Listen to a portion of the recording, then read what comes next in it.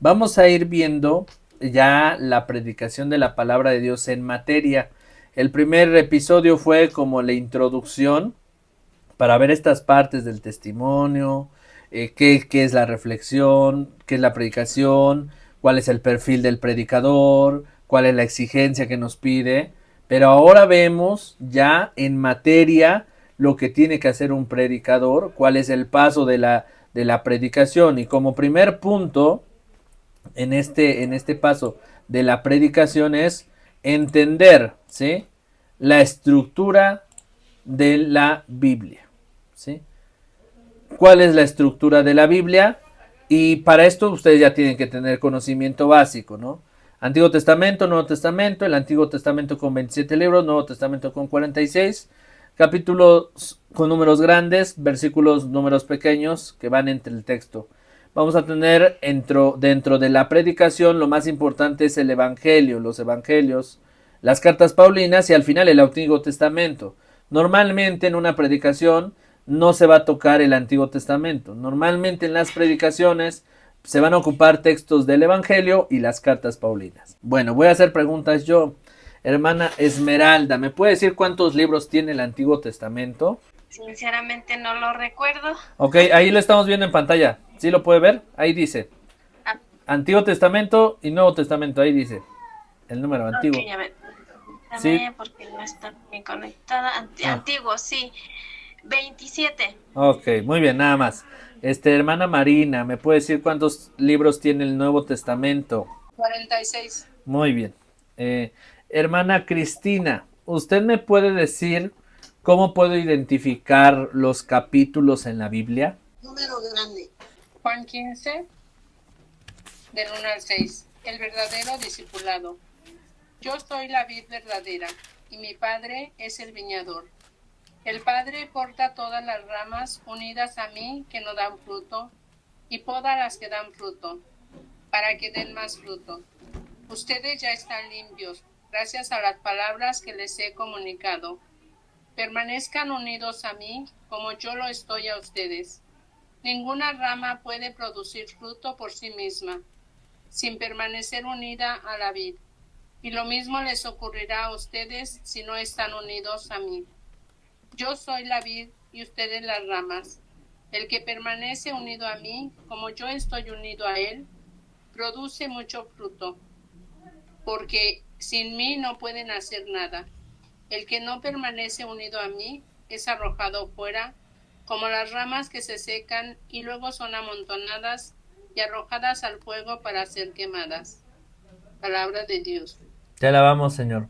Al entrar en Cafarnaúm, un centurión se le acercó y le suplicó: Señor, mi muchacho está postrado en casa, paralítico y sufre terriblemente. Jesús le contestó: Yo iré a sanarlo. Pero el centurión le replicó: Señor, no soy digno de que entres bajo mi techo. Basta que digas una palabra y mi muchacho quedará sano. También yo tengo un superior y soldados a mis órdenes. Si le digo a este que vaya, al otro que venga, viene. A mi sirviente que haga esto, y lo hace. Al oírlo, Jesús se admiró y dijo a los que le seguían: Les aseguro que no he encontrado una fe semejante en ninguna israelita. Palabra de Dios. Gloria a ti, Señor Jesús. Gracias. Un hombre tenía dos hijos. El menor dijo al padre: Padre, dame la parte de la fortuna que me corresponde. Él le respondió, él le repartió los bienes. A los pocos días el hijo menor reunió todo y emigró a un país lejano donde derrochó su fortuna viviendo una vida desordenada. Cuando gastó todo, sobrevino una carestía grave en aquel país y empezó a pasar necesidad. Fue y se puso al servicio de un hacendado del país, al cual lo envía a sus campos a cuidar cerdos. Deseaba llenarse el estómago, le sobra el pan mientras yo me muero de hambre. Me pondré en camino a casa de mi padre, ya no merezco llamarme hijo tuyo.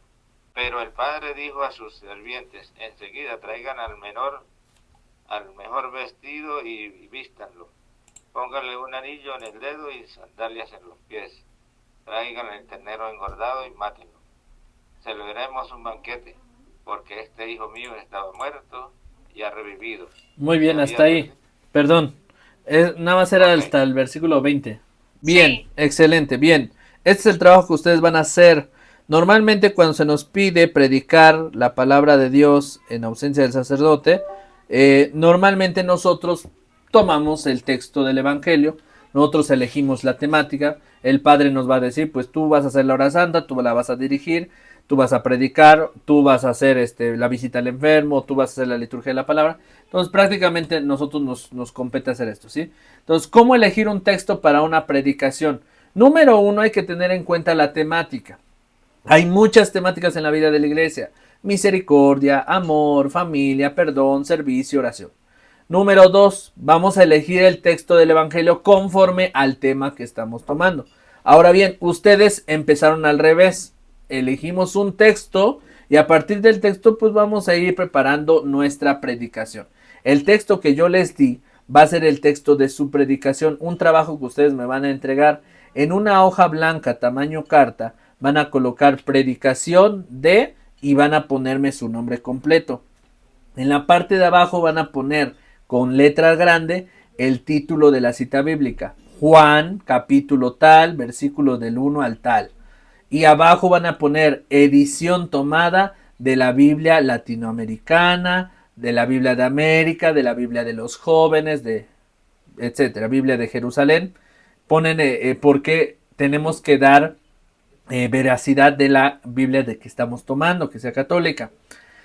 Abajo de eso vamos a colocar lo que es ya los pasos para la predicación. Entonces lo primero que les voy a pedir es que en esa hoja, en la parte de enfrente, van a escribir el texto sagrado. El texto que les di de la cita lo van a pasar en una hoja blanca abajo de la cita, de tal manera que va a quedar predicación de, el nombre completo de ustedes, cita bíblica en letras grandes, abajo la Biblia de donde se tomó y abajo comenzamos con el texto bíblico.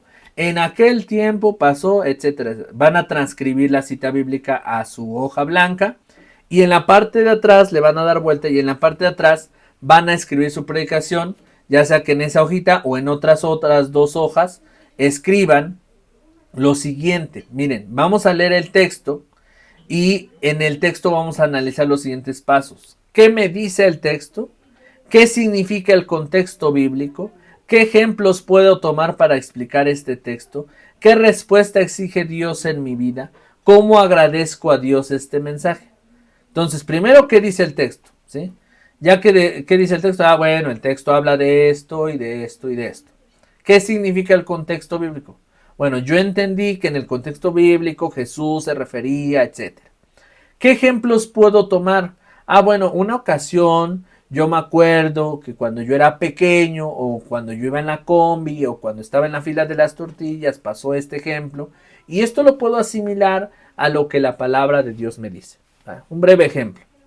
Luego, ¿qué respuesta entonces exige Dios en mi vida? Bueno, viendo el contexto de nuestra sociedad, viendo el contexto del mundo actual, Dios nos pide a todos y cada uno de nosotros que a través de este texto nos invita al perdón, perdonar a nuestra familia, a nuestros hermanos, etcétera, ¿no? ¿Cómo agradezco a Dios este mensaje?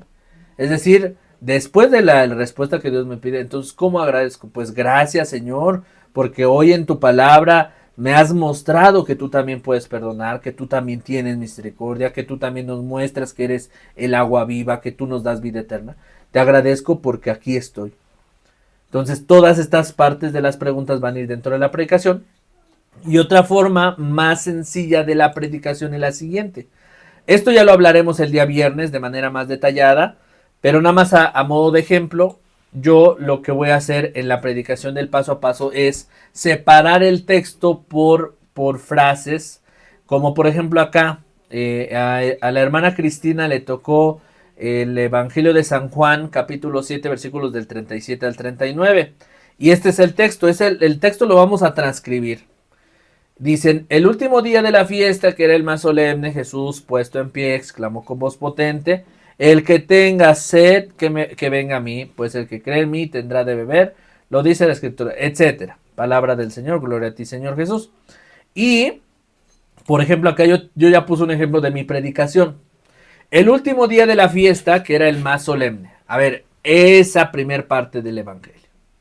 Y ahí yo puse, aquí debemos comprender qué significa solemne. Primer palabra clave en el Evangelio. Una palabra que explica lo importante. Solemne es eso, es una palabra importante. Lo que ocupa un gran valor para celebrarse. Una solemnidad es un momento de alegría, pero al mismo tiempo de respeto. Por eso Jesús aprovecha este momento solemne para hablarle a la gente y decirle quién podrá recibir su espíritu.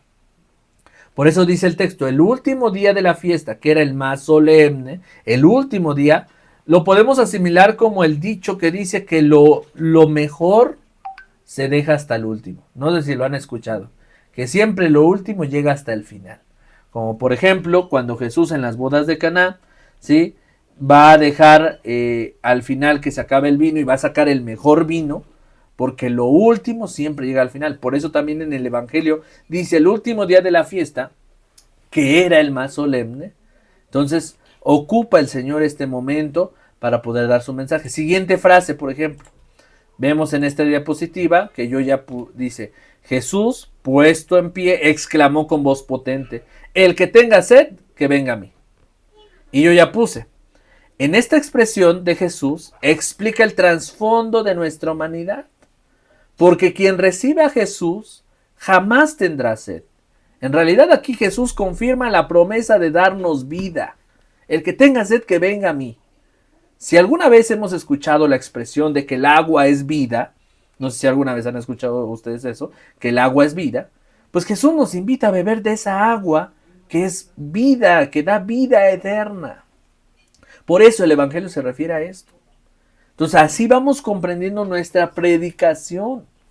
Si ustedes tan solo se adentraran a profundizar en la palabra de Dios, no habría espacio para estar poniendo ejemplos mundanos, sino entender lo que el mismo texto ya nos está diciendo en su palabra. Es decir, la misma palabra se predica por sí sola. Sí, cuídense, buenas noches.